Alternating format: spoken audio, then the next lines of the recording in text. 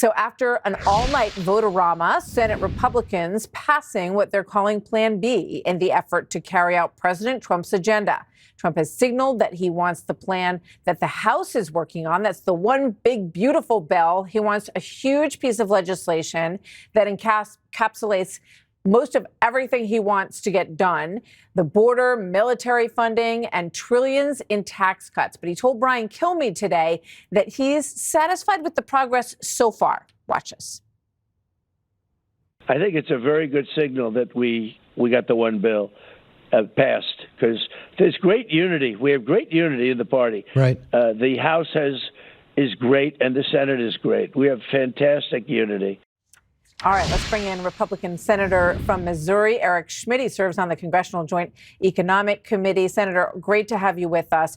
Give people a sense of what this Senate bill looks like and how difficult is it going to be to match it up with the one beautiful bill, and why can't there be one beautiful bill?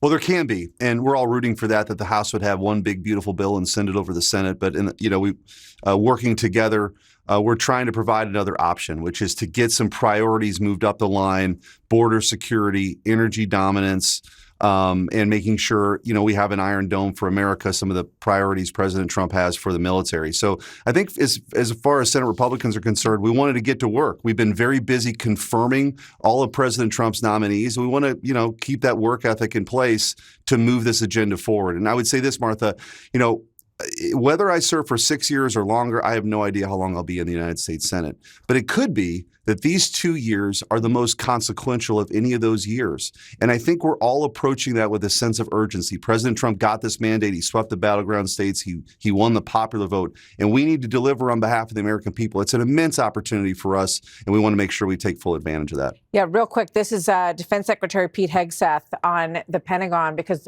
defense spending is part of what you just discussed and very important part of this bill. Watch this. We welcome DOGE to the Pentagon. And I hope to welcome Elon to the Pentagon very soon, and his team, working in collaboration with us. There are waste, redundancies, and headcounts in headquarters that need to be addressed.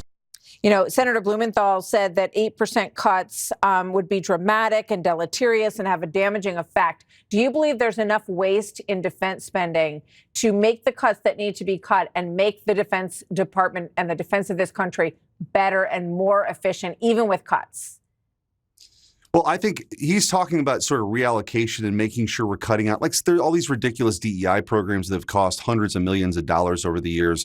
I think we should welcome DOGE into every single department to find where that waste and that fraud is. We found out where it was with USAID. I think it's going to allow our military to be more lethal and be more prepared and protect America. So I think this is all good news. Okay. Thank you very much, Senator Schmitt. Great to have you here today. Thanks, Martha. Thank you. So still